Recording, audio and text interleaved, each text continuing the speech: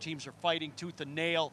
It's going to be a bumpy ride. You're going to be close in games and that. But it looked to me as if they had it.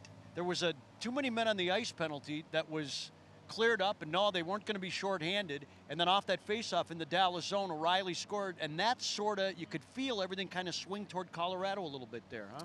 Yeah, as a moment in the game, it did. But they're a club that is still learning how to win, especially here on home ice. I don't know. I mean, this is a tough one to parse because they were so dominant for two periods, and they're maybe guilty of trying to win a game in a grinding game rather than just outscoring the opposite. I mean, think of some of the victories here lately: 7-1 and 6. They win blowing people out.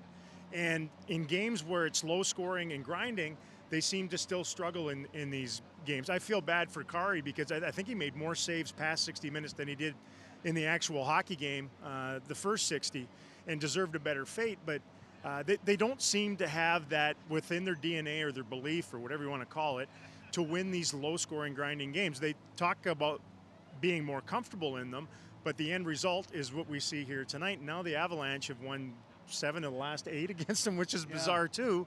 And this is another one of those things, we talked about it early in the game, where they outplay them. There's no question. I mean, they outplayed the Avalanche in the game, but they don't outscore them. And that's becoming almost habitual, it feels like, against them. So what do you do if you're a team that isn't comfortable in low-scoring game? It's one thing to say, well, they got to get more goals, but how do you kind of make that balance? Well, they'll say the same things again. I mean, they've harped on it. It's not like they sit there and say, let's go back into a nice little shell and let them come at us. Do the same things, keep doing the same stuff that you've done throughout the hockey game, and yet, when you watch it with your eyeballs tell you a different thing of what's unfolding. You can look back at it.